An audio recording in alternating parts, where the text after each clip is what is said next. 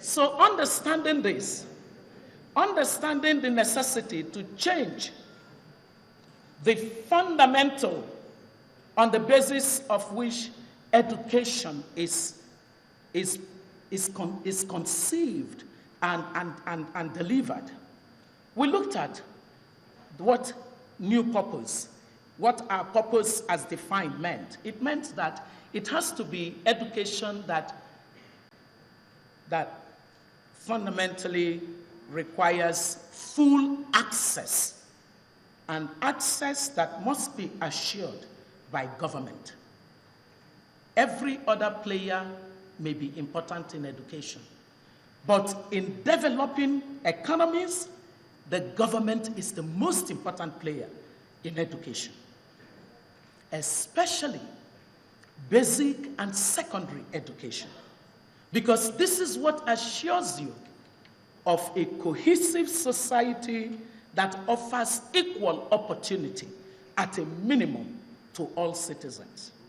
And so access, yes, but then quality. Of what value and benefit is it to simply take people down to a race to the bottom in the kind of education they are offered? And then relevance. So we did the mathematics that it had to be access plus quality and relevance leading to life opportunity. Are you following so far? So we then had to say, what's our vision?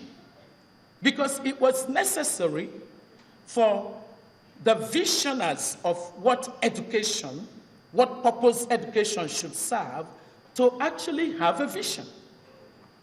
And so the vision became that we want to become an emerging economy model, delivering sound education policy and management for public good. You see that public good? It's so important.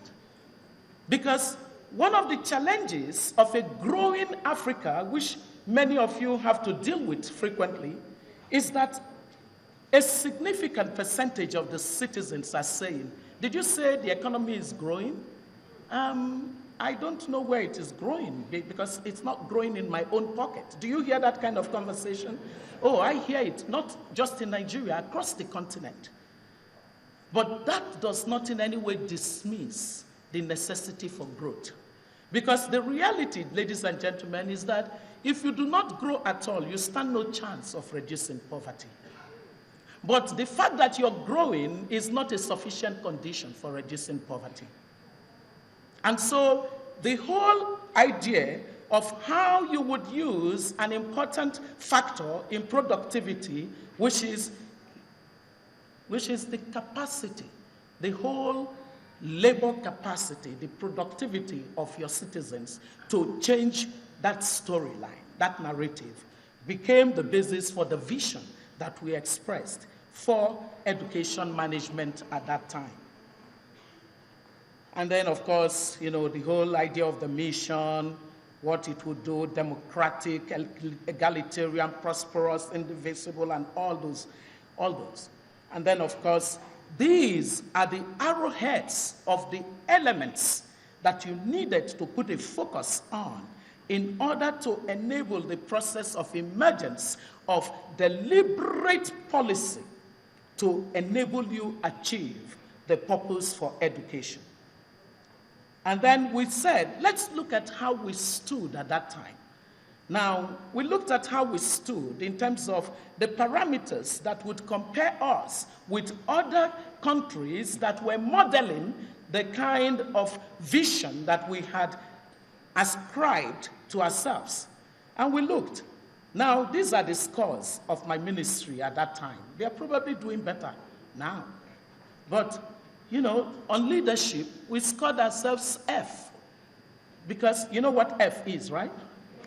Failure, Because, leadership is not, like some single lone leader doing something. Leadership is a collective process.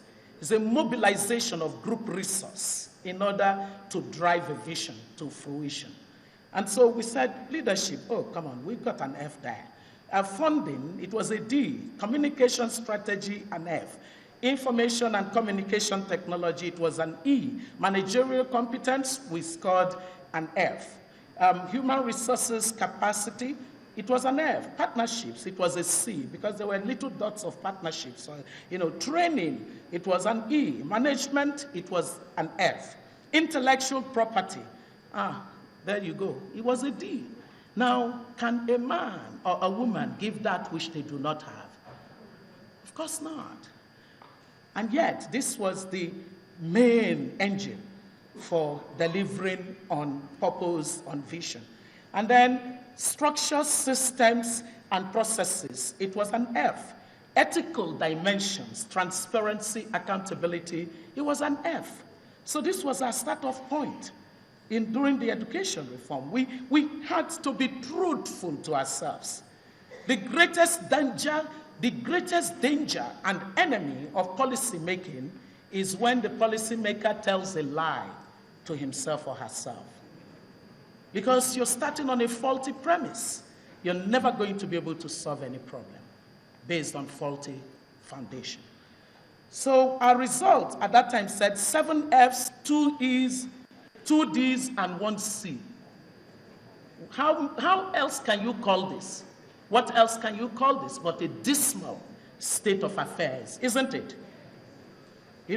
So we then said that key to beginning to move out of where we found ourselves was to define the personality matrix of a Federal Ministry of Education person.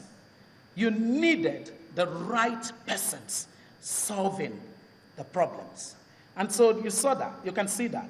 Knowledgeable, someone who's passionate for change, efficient, and has character.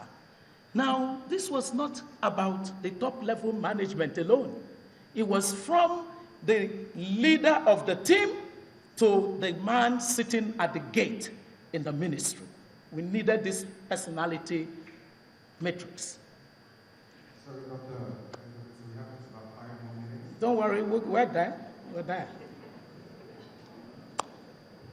So we then looked at all of these, and on the basis of that, had quite a set of proposals that looked at the issues of curriculum, instruction, and teachers as key and fundamental, and with a very strong emphasis on teachers, and I will tell you why.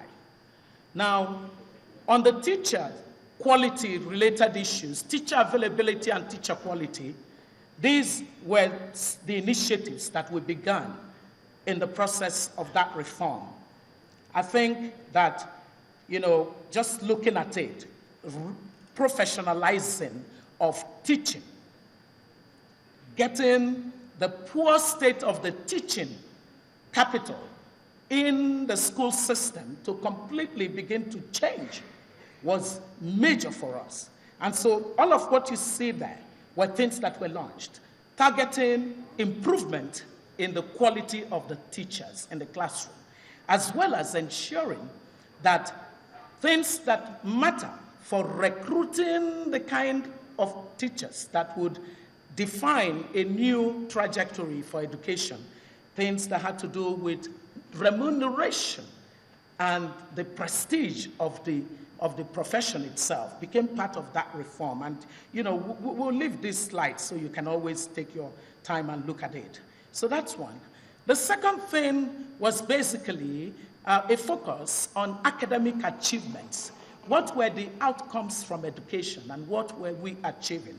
And we used the case of tertiary education as a proxy for understanding what was going on with the investment in education. By looking at the investment in education, we found that all of these issues of skills gap had manifested so significantly.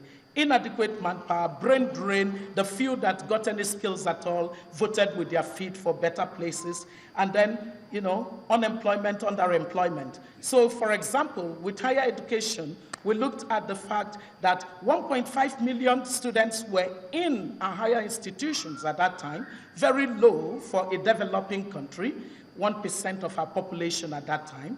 And in 2005, 800,000 took the JAMB exams, and only 140,000 had placements in the 75 universities. That was just 17.5%. And then the desire for Polytechnic and College of Education was low, and National Open University could only admit 30,000 people. And then we've got these slides that tell you the story of the people who show up to take the JAMB and would be rejected, the rate of success of each of them, and the mess that it was. And we totaled the number, the population, over a period of 10 years, and came with a number of about 10 million. And we said, let's compare with the population of certain countries.